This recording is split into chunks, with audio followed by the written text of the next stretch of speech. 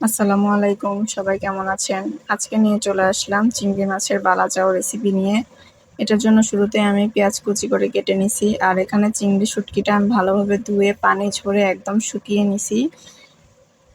এখানে আছে গুঁড়া মরিচ আর পরিমাণ মতো লবণ, আর এখানে নিয়েছি রসুন কুচি, আর আমি আমার পরিমাণ মতো শুকনো মরিচ নিয়ে নিছি।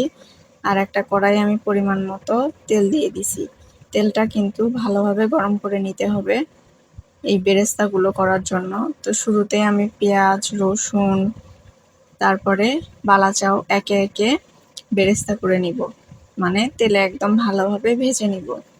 আর এই ফাঁকে আমি একটা শুকনো পাতিলে শুকনো মরিচগুলো টেলে নিব। তো এই তো দেখুন, আমি একে একে কিন্তু সবগুলো উপকরণ ভেজে নিছি। শুকনো মরিচটা আপনারা তেলেও ভাজতে পারেন বা হালকা পাতিলেও ভাজতে পারেন। তো সবগুলো উপকরণ ভেজে নেওয়ার পরে আমি কড়াইয়ে পরিমাণ মতো একটু তেল নিছি, নিয়ে এর ভিতরে লবণ আর একটু গুঁড়া মরিচ দিয়ে কিছুক্ষণ তেলের মধ্যে একটু নাড়াচাড়া দিয়ে নিব। এই তো দেখতেই পাচ্ছেন। তারপরে সবগুলো ভাজা উপকরণ একে একে আমি দিয়ে মিক্স করে নিব।